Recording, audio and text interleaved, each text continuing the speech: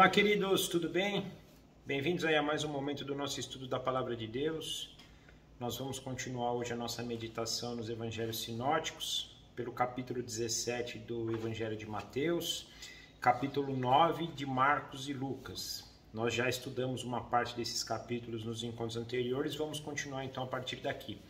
Mas antes vamos orar, pedindo a orientação de Deus, do nosso Senhor, para que possamos ter o nosso coração transformado, a nossa mente aberta e que cada vez mais possamos parecer com o nosso Senhor Jesus.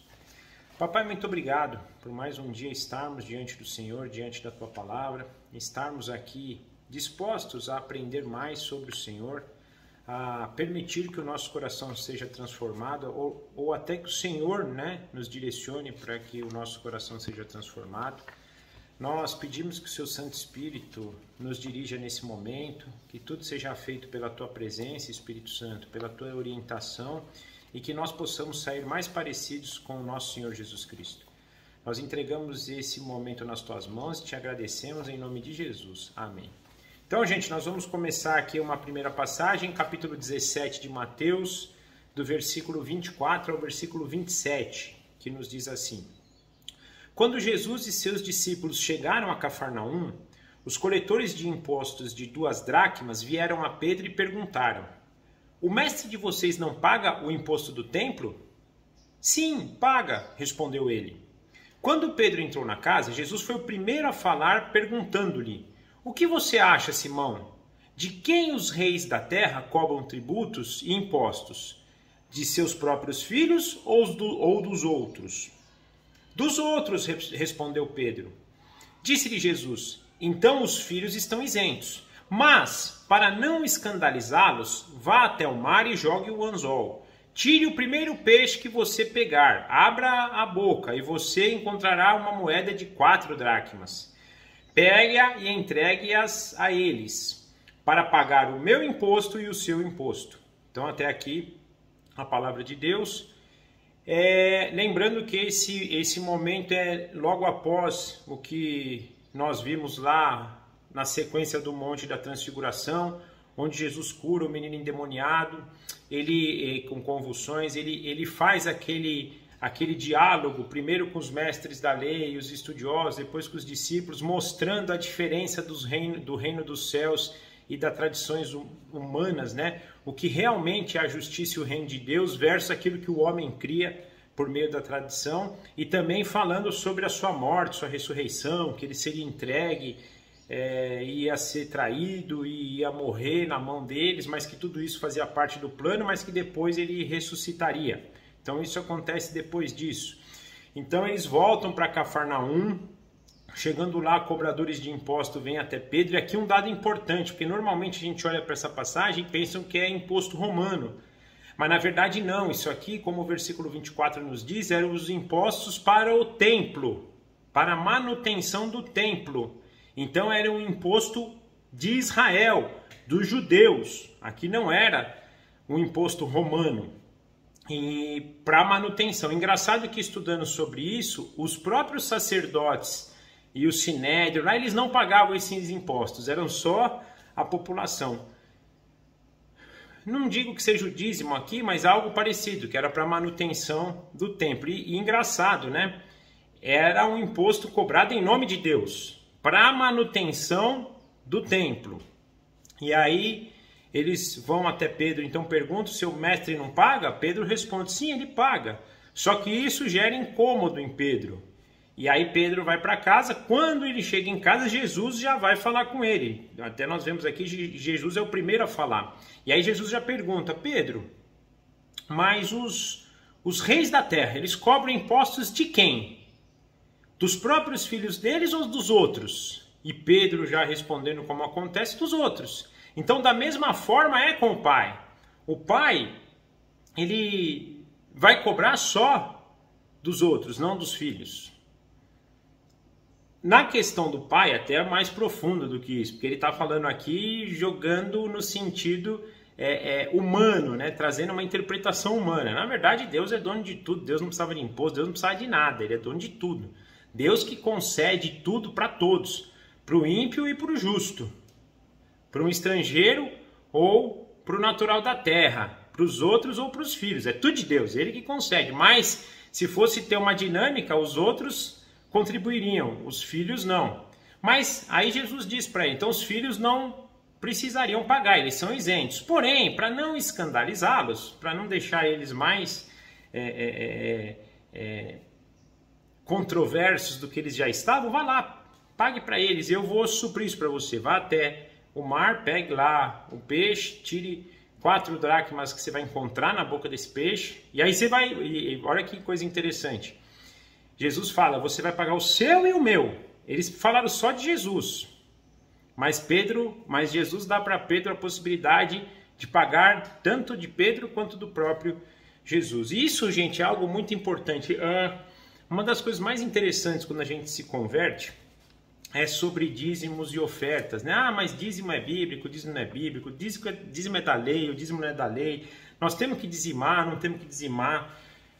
Gente, eu penso o seguinte sobre isso, né? É uma discussão, é longa, vão ter posições, né? Mas mais do que isso, eu gostaria que a gente tivesse uma coisa em mente, que na verdade Deus disponibiliza os recursos que são dele nas nossas mãos para que nós, em submissão a ele, perguntando a ele, dedicando tudo que nós recebemos dele no entendimento do Espírito Santo, para que a gente use da forma que ele desejar. A gente fica, mas eu tenho que dar 10%? Gente, se ele pedir para dar 90%, a gente tinha que dar. Se ele pedisse que a gente fosse lá e contribuísse para uma causa com 50%, com 70%, nós teríamos que dar. Que a gente possa ter esse entendimento. Que a gente possa parar de ter quando ele fala aqui de filhos e outros, é muito nesse significado. A gente tem em mente do quê? De filho de escravo. Ou de quem não é pertencente à família do pai. Aí eu falei, não, eu tenho que dar o dízimo lá, senão é isso, não é aquilo. Não, gente, a gente tem que dedicar tudo para Deus. Ele vai fazer o que é melhor. Se quer que a gente faça os 10% de dízimo só, na submissão a ele, que seja. Se for 20, se for 30, se for 50, né? Se for até 100% em determinado mês, que seja feita a vontade de Deus, que nós possamos ter esse discernimento do Espírito. Isso é muito difícil, tá? Estou falando olhando sempre para a minha vida. Quando eu estou explicando algo para vocês aqui, eu estou falando o que o Espírito põe no meu coração, mas muitas vezes ele está me trabalhando também. Mas mas então você se dedica todo o seu recurso para Deus? Pelo contrário, às vezes a gente tem aquela mania, eu pelo menos tenho aquela mania maldita de fazer meus planos, de fazer meus desejos, e depois chega e pede que Deus abençoe. Quando na verdade Senhor, seja feita a tua vontade, Senhor, me dirija para aquilo que é o teu plano para a minha vida, não o que é o meu plano para a minha vida. É uma briga, eu tenho essa briga constante, mas eu gostaria que a gente pudesse ter esse entendimento. Senhor, eu dedico tudo para o Senhor, meus recursos não, tá vendo? Olha a mania que a gente tem de falar meus recursos, né? Os recursos que o Senhor disponibilizou na minha mão, as habilidades, os dons, tudo que o Senhor disponibilizou para mim, por favor, usa da melhor maneira para o Senhor. Isso é uma coisa interessante e é uma briga, é uma guerra. Quando Paulo fala de combater o bom combate, aqui está um bom combate para a gente combater. Eu já acho que até falei isso anteriormente para vocês, às vezes eu vou fazer devocional, aí eu saio da devocional assim, não, hoje eu vou 100% das coisas que eu vou fazer, eu vou dedicar ao Senhor e vou perguntar para Ele. Seja quando eu for conversar com uma pessoa no trabalho, seja na questão do recurso, seja tudo, eu vou perguntar tudo para Deus. Gente, não passa 15 minutos, eu não consigo passar 15 minutos, eu já esqueci tudo, já estou tomando eu mesmo as minhas decisões, né? Eu tenho orado agora o seguinte, Espírito Santo, por favor, vem na minha vida e transforma isso, porque eu não aguento mais viver isso. Eu não aguento passar de 15 minutos depois da devocional, já nem lembrar de perguntar para o Senhor. É uma maldição assim, né? Mas é bom, porque é um processo também. Deus tem trabalhado isso no meu coração. Ele falou, cara, é um processo, calma, não queira resolver a vida em um dia, né? Você vai sendo transformado de dia em dia, um pouquinho. Hoje você pode não perguntar nada para mim. Amanhã você vai me perguntar 2%, depois 5%, depois 10%. Daqui a pouco você está perguntando mais. Então calma, envolva. E Deus, uma coisa importante, tá? Deus não fica culpando a gente. Isso já aconteceu também em uma conversa de devocional. Ele falou, cara, não se preocupa, não fica com vergonha de vir aqui e entregar que você não conseguiu. Então, eu saí da devocional num dia, falei, hoje eu vou perguntar para Deus tudo o que eu vou fazer, eu vou dedicar a Ele e vou perguntar o que Ele quer que Ele faça. Aí, eu saí daqui, depois de 15 minutos tinha esquecido e não perguntei nada. No outro dia ele falou, calma, não leve isso como um fardo, mas vamos trabalhar isso no teu coração. Então ele vai trabalhando isso e a gente vai dedicando como filho aquilo que interessa, a cuidar dos negócios do nosso pai, seja por meio dos recursos, das habilidades, dos dons, de tudo aquilo que Deus nos abençoou. Colocar isso nas mãos dele para que ele possa, pela nossa vida e por todos esses recursos disponíveis, usar a nossa vida em favor do próximo. E a gente vai perceber que na sequência do nosso estudo aqui, ele vai direcionar isso para o próximo. Porque aí vem a segunda passagem agora, que fala sobre quem é maior no reino dos céus. Nós vamos usar o trecho que está em Marcos, capítulo 9, do versículo 33 ao 37, que tem seu paralelo em Mateus, capítulo 18, do versículo 1 ao versículo 5, e no capítulo 9 de Lucas, do 46 ao 48. Mas o trecho de Marcos, então, do capítulo 9, a partir do versículo 33, nos diz assim: E chegaram a Cafarnaum. Aqui, na verdade, só um detalhe, Marcos e Lucas não falam dessa passagem de dracmas, né? Mateus fala exatamente quando eles chegaram em Cafarnaum. Então, mas Marcos fala, chegaram para Cafarnaum. Teve esse momento das dracmas, da cobrança de impostos, e depois eles vão para casa. Porque aí Marcos fala, quando eles estavam em casa, perguntou-lhes, o que vocês estavam discutindo no caminho? Mas eles guardaram silêncio, porque no caminho estavam discutindo sobre quem era o maior. Assentando-se, Jesus chamou os 12 e disse, se alguém quiser ser o primeiro, será o último e servo de todos. E tomando uma criança, colocou-a no meio deles, pegando-a nos braços, disse-lhes, quem recebe uma destas crianças em meu nome, está me recebendo. E quem me recebe não está apenas me recebendo, mas também aquele que me enviou. A passagem de Mateus diz algo um pouco mais. Ele fala assim, portanto, quem se faz humilde como esta criança é o maior no reino dos céus. Quem recebe uma destas crianças em meu nome está me recebendo. Versículo 4 e 5 do capítulo 18 de Mateus. E o Evangelho de Lucas, no capítulo 9, versículo 48, ainda diz, então lhes disse, quem recebe esta criança em meu nome está me recebendo, e quem me recebe, recebe aquele que me enviou. Pois aquele que entre vocês for o menor, este será o maior. Então, aí depois na sequência, né, eles vão para casa. Essa discussão de quem era o maior e de quem era o menor foi antes até de acontecer essa questão de Pedro com as dracmas. Foi no caminho para Cafarnaum. Então, no caminho que eles estavam indo para Cafarnaum, os discípulos começam a discutir. Pô, quem que é o maior? Imagina como deve ter sido a cena, né? Pedro fala, não, eu sou o maior, Jesus me leva para as coisas. Outra coisa importante, aqui é depois do Monte da Transfiguração. Provavelmente Pedro, Tiago e João deviam falar, não, nós vimos Jesus lá transfigurado, vocês não. Aí João devia falar, eu sou o discípulo amado. Aí imagina a confusão que não devia ter sido aqui, eles julgando quem que é o maior aqui, né? Quando eles chegam em casa, aí Jesus pergunta, mas o que vocês estavam discutindo no assunto, no caminho? Jesus já sabia, né? Porque nós vamos perceber o seguinte, eles ficam quietos, porque Jesus pergunta o que vocês estavam discutindo no caminho, aí eu acho que eles ficaram envergonhados, porque devem ter pensado, nossa, será que Jesus ouviu? Será que Jesus sabe? E eles ficam quietos, mas aí Jesus se assenta com eles e começa, olha, se alguém quiser ser o primeiro, tem que ser o último, e servo de todos. Vai haver uma discussão dessa parecida antes da ceia, da última ceia, e lá nós vamos explanar muito bem isso, como Jesus até mostrou na prática como é isso, servindo eles por meio, né, de lavar o pé deles, mas Jesus mostrando aqui uma nova configuração do que é você ser um líder, do que é você ser, entre aspas, o primeiro no reino dos céus. É o caminho contrário. Se o mundo fala que o primeiro aqui é o mais poderoso, é o que manda, é o que comanda, no reino de Deus, o primeiro é o que serve. O primeiro é humilde, o primeiro é dependente, o primeiro é despreocupado. Despreocupado que eu digo, despreocupado com as necessidades dessa vida. E por que eu digo isso? Porque depois ele vai usar o exemplo de uma criança. E se a gente pegar o que é uma criança, primeiro, a criança no tempo de Israel era aquela aquele ser desprezado. Ninguém dava crédito para uma criança, a criança era tipo até completar os 12 anos e virar um adulto, um fardo para os pais carregarem, né?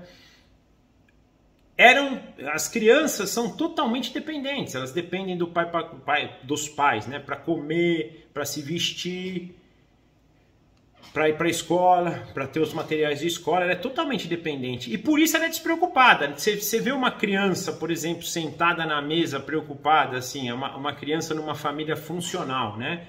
Sentada na mesa, preocupado com o que vai comer amanhã, com o que vai vestir no próximo ano, porque ela sabe que os pais que estão ali com eles os suprirá. Então, numa família funcional, a criança é totalmente despreocupada, da forma com que a gente tem aprendido aqui a viver, né?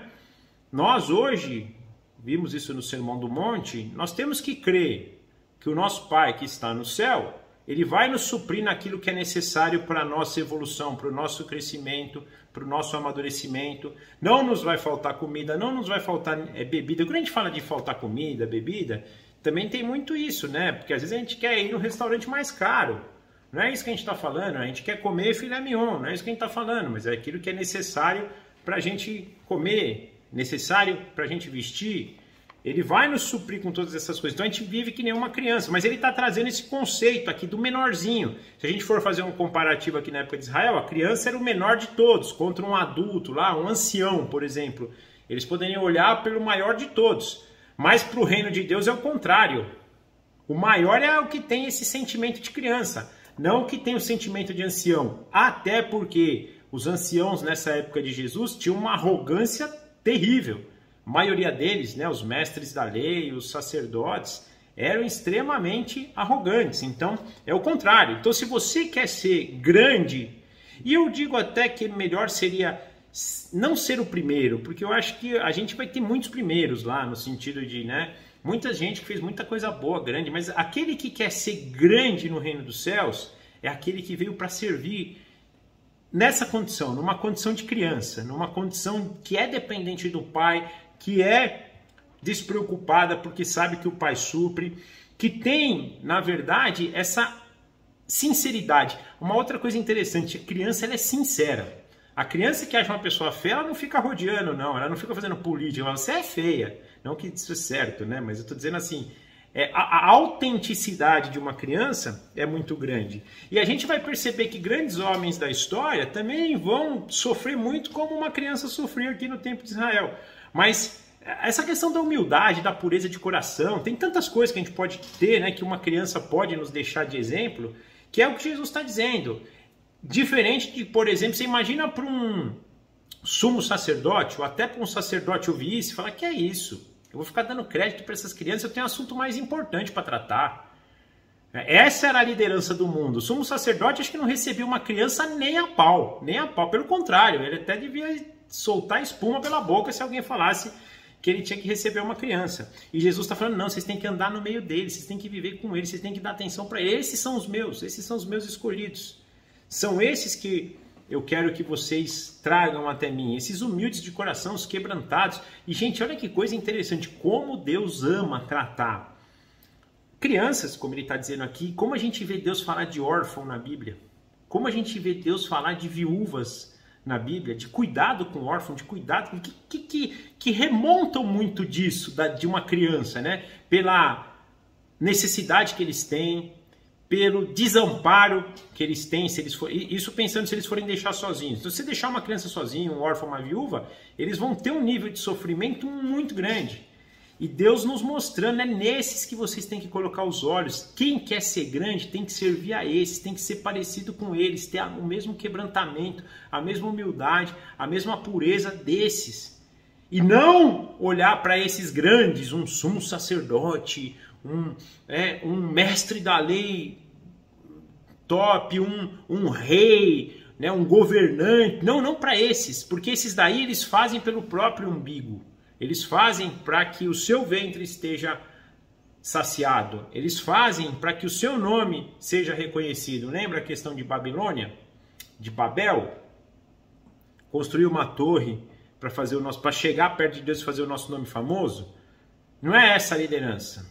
A liderança é oposta a isso. É aquele que veio para servir, aquele que veio para se entregar, principalmente para os mais necessitados, os mais dependentes e daí por diante. Quem não for o menor, não será o maior. Lucas termina nos dizendo isso. Pois se você não se considerar o menor, você vai querer ser o maior. Pena que o nosso coração hoje é uma fábrica de buscar coisas maiores. A gente só quer galgar coisas maiores e a gente acha que a autoridade é ter poder. A autoridade é eu mandar. A autoridade é as pessoas olharem para mim reconhecendo o meu nome. A autoridade não é isso. A autoridade é você tirar sua capa, colocar o seu paninho aqui, a sua bacia no meio das pernas e lavar o pé dos outros, mesmo sendo o Rei dos Reis, o Senhor dos Senhores. Afinal de contas, esse é o exemplo que o nosso Senhor nos deu, né? Marcos, então, continuando, Marcos cria aqui uma passagem independente, Marcos e Lucas, desculpa, que Mateus não põe, na sequência disso. Aí na sequência, lendo Marcos, capítulo 9, versículo 38 a 41, que tem seu paralelo em Lucas, capítulo 9, versículo 49 a 50, nos diz assim, em Marcos 9, a partir do verso 38. Mestre, disse João, vimos um homem expulsando demônios em teu nome e procuramos impedi-lo, porque ele não era um dos nossos. Não o impeça, disse Jesus, ninguém faz um milagre em meu nome. Ninguém que faz um milagre em meu nome pode falar mal de mim logo em seguida. Pois quem é contra nós, quem não é contra nós, está a favor de nós. E eu lhes digo, quem lhe der um copo de água em meu nome, por vocês pertencerem a Cristo, de modo nenhum perderá sua recompensa. Aí nessa sequência, então Jesus falando, você tem que atender, né, os menores serão os maiores. Aí João já vai na sequência e fala, pô, mas nós vimos lá acho que até deve ter surgido essa dúvida para João, mas nós vimos alguém expulsando, né, demônio no teu nome, mas ele não era nenhum dos nossos aqui, não era quem andava com o Senhor. Já trazendo essa divisão, que é uma divisão que perdura por toda a história, né? Impressionante. A gente vê isso na época de Jesus, por exemplo, os saduceus, fariseus, as outras tinha um monte, tinha os zelotes, né? Tinha um monte de divisão, por exemplo, dentro da nação de Israel, e hoje tem na igreja, né? Hoje nós temos o pentecostal, né? Pentecostal carismático, nós temos o tradicional, né? Nós temos hoje lá a Igreja dos Santos dos Últimos Dias e os adventistas, e aí você vê lá um brigando, não, o meu que é verdadeiro, não, é o seu, não, ele não é um dos nossos, então não vai, o outro, é uma divisão que perdura na história, né? E Jesus falando, gente, ninguém pode falar em meu nome, fazer um milagre no meu nome e não ser a favor. Quem não é contra nós, quem não fala contra Jesus, não pode ser considerado inimigo. Ele está a favor. Pode até estar falando, às vezes, sem tanto conhecimento, até porque o conhecimento, todos nós temos muitas falhas. Nós estamos querendo conhecer um Deus infinito, sendo totalmente finitos. Então a gente vai conhecendo Deus de glória em glória, de dia em dia, a vida eterna vai ser conhecer a Deus, mas a gente não pode falar que a gente tem um conhecimento absoluto de Deus. Nós temos um conhecimento muito pequeno pela nossa limitação. E o maior mestre da lei aqui, o maior mestre de entendimento bíblico, o maior mestre de doutrina, não vai chegar nem a 10% do que é conhecer a Deus. Não por nós, mas por Deus, porque Deus é infinito. Deus é grande demais. E aí as pessoas querem, não, eu conheço a verdade. Eu leio a Bíblia mais que você, sei mais que você. Ah, eu sei. Gente, Deus trabalha. E vou dizer uma coisa importante. Eu acho que Deus usa as experiências nossas de vida para trabalhar cada um para que o corpo seja engrandecido. Para que um pouquinho do meu conhecimento se junte com um pouquinho do seu, se junte com um pouquinho do outro, se junte com um pouquinho do outro. E a gente forme e compartilhe de um conhecimento pelas nossas experiências de quem é Deus, da glória dele, da ação dele, da majestade e da grandeza dele. Quem não é contra nós é por nós. E nós devemos dar ouvido. Devo ouvir um pentecostal, devo ouvir um não pentecostal, devo ouvir um não carismático. Fala em línguas, legal. Me fala como é falar em línguas. Eu curo, legal. Me fala como é curar. Se é em nome de Cristo e não tem problema, ah, mas o fulano lá tem, aquilo lá é satânico. Meu, não vamos entrar, né? Vamos pôr isso em oração. no nosso interior, deixar o Espírito dar discernimento para a gente. Não estou dizendo que o que eles fazem é certo ou não, o que eu faço é certo ou não, o que o outro faz, mas que o Espírito nos dê esse discernimento. Porque quem não é contra nós é a favor de nós. Se fez o nome de Cristo conhecido, que vá. E que Deus trabalhe o nosso coração conforme as nossas experiências, gente. Por favor, que a gente possa ter esse entendimento. Aí, continuando, agora nós vamos ver o trecho de Mateus, capítulo 18, do versículo 6 ao versículo 11, que tem seu paralelo em Marcos, capítulo 9, versículo 42 a 50, e em Lucas, capítulo 17, versículo 1 e 2. Mas o trecho de Mateus nos diz assim: se alguém fizer tropeçar um desses pequeninos que crê em mim, melhor que seria amarrar uma pedra de moinho no pescoço e se afogar nas profundezas do mar. Ai do mundo, por causa das coisas que fazem tropeçar. É inevitável que tais coisas aconteçam, mas ai daquele por meio de quem elas acontecem. E se a sua mão ou pé o fizerem tropeçar, corte-o fora e jogue-o fora. Corte-o e jogue-o fora. É melhor entrar na vida mutilado ou aleijado do que, tendo 2 mãos ou 2 pés, ser lançado no fogo eterno. E se o seu olho fizer tropeçar, arranque-o fora. É melhor entrar na vida com um só olho do que tê-lo os 2 olhos e ser lançados no inferno. Cuidado para não desprezarem um só desses pequeninos, pois eu lhes digo que os anjos dele nos céus estão sempre vendo a face do meu Pai Celeste. O Filho do Homem veio para salvar o que havia se perdido. E aí, gente, lendo sobre tropeços aqui, e a gente muitas vezes fazem pessoas tropeçar pela nossa religiosidade. Aqui, quando eu li essa parte, o que veio no meu coração, tem várias outras aplicações, tá? Mas eu vou trazer o que veio no meu coração. Tem a ver com a questão da religiosidade.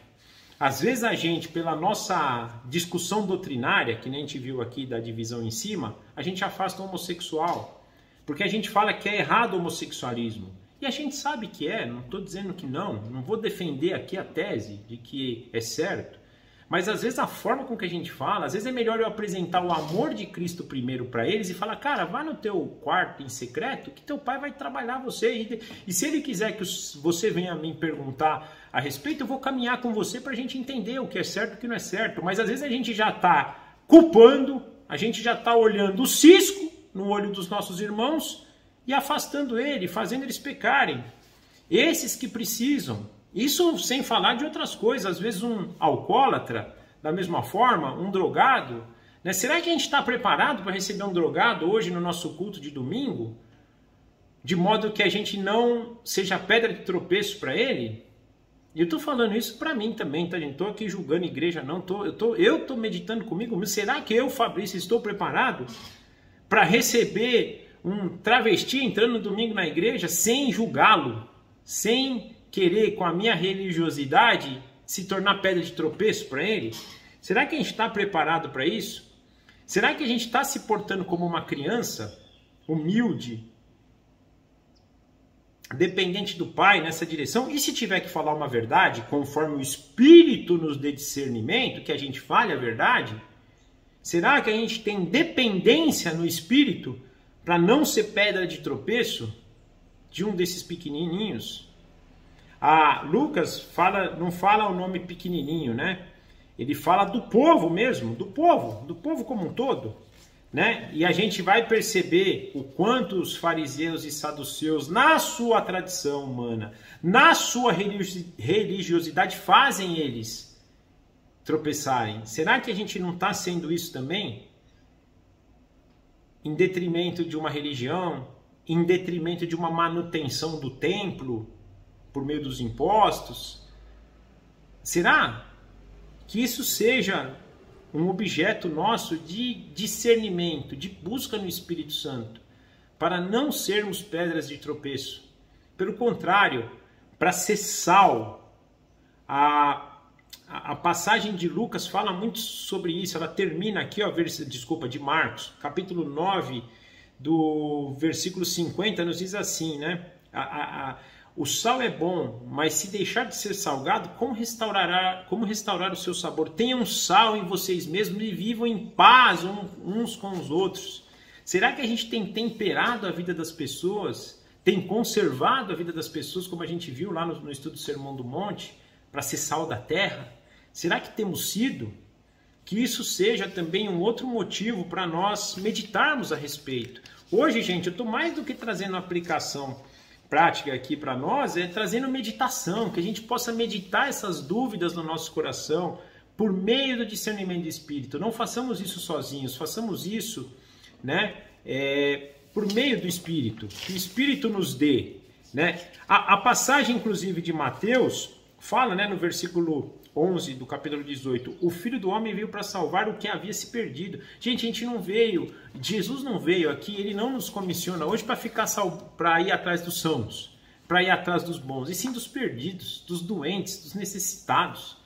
É o que Deus fala. E aí, continuando, no versículo, agora eu vou, só Mateus fala, né? Mateus capítulo 18, do verso 12 ao 14, diz assim: o que vocês acham? Se alguém possui 100 ovelhas e uma delas se perde, não deixará as 99 no monte, indo procurar a que se perdeu?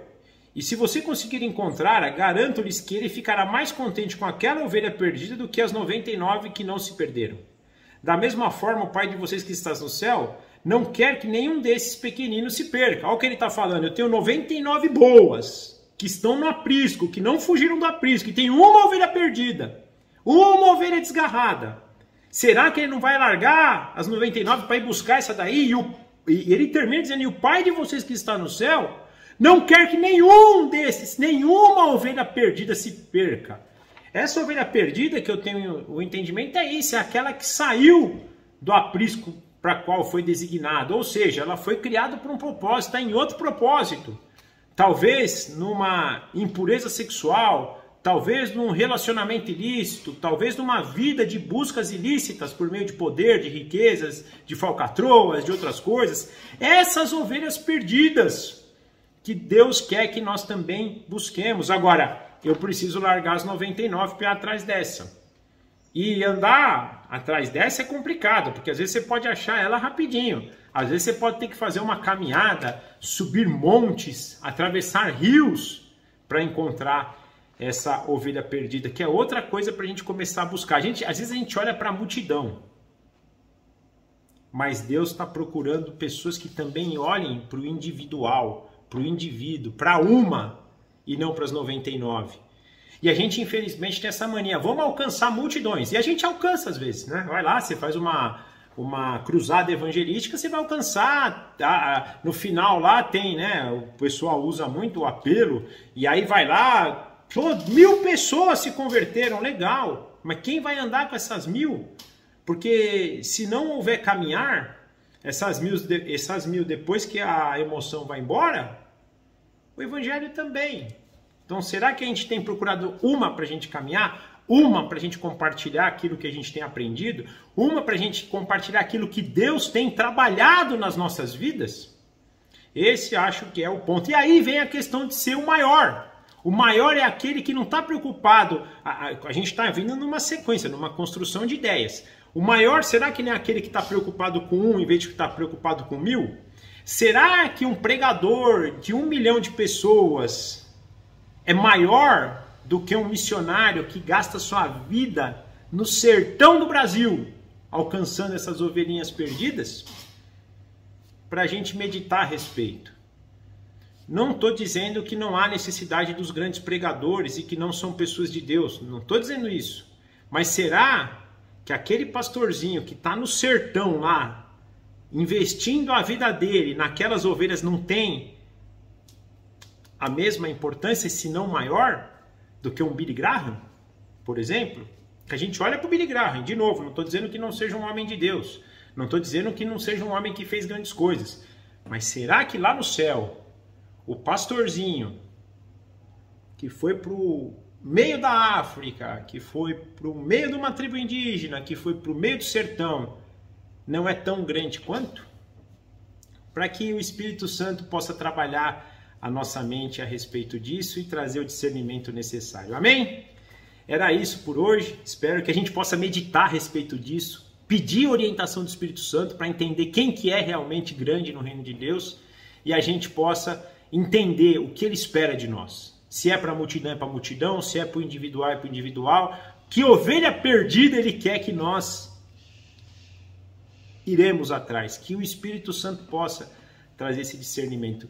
Gente, eu queria aproveitar aqui para desejar para todos vocês um ótimo Natal, que vocês possam, né, compartilhar do amor de Cristo nesse Natal, compartilhar para aqueles que ainda não conhecem o verdadeiro sentido que a gente tem do Natal, mesmo sabendo que não foi realmente a data específica que Jesus nasceu, mas para trazer o Emanuel, o Deus conosco, aquele que veio para dar sua vida em favor de nós, nos mostrando que ser o maior é você se colocar como menor. Você exercer a autoridade é você se colocar a favor dos teus irmãos, a servir os teus irmãos. Que a gente possa trazer isso, que esse é o sentido de Deus ter vindo. E hoje nós temos a oportunidade de ter uma referência, porque um dia Deus se esvaziou, se fez carne e nasceu para se entregar a nosso favor. Amém? Um ótimo Natal para todos nós. A semana que vem estaremos juntos para o nosso último encontro. E eu espero que todos nós possamos sair hoje aqui motivados a pedir esse discernimento do Espírito Santo, que significa tudo o que nós ouvimos. Amém? Eu vou orar finalizando e nós nos encontramos a semana que vem. Papai, muito obrigado por mais esse momento, por esse encontro. Obrigado pelo Senhor ter vindo ao mundo, Senhor Jesus, para nos deixar a referência, para se entregar em nosso favor e para nos livrar da escravidão, do jugo, da treva que vive o nosso coração sem teu Senhor. Nós agradecemos, comemoramos esses dias a sua vinda aqui e que nós possamos ter um coração dedicado a isso. Entregamos a vida de cada um dos nossos irmãos, desejando que tenham uma ótima semana e desejamos também estar aqui presentes diante do Senhor mais uma vez a semana que vem para servir para a honra e glória do teu nome. Nós consagramos a nossa vida ao Senhor e te agradecemos em nome do nosso Senhor Jesus. Amém e amém. Tchau, gente. Obrigado. Forte abraço. Até a semana que vem.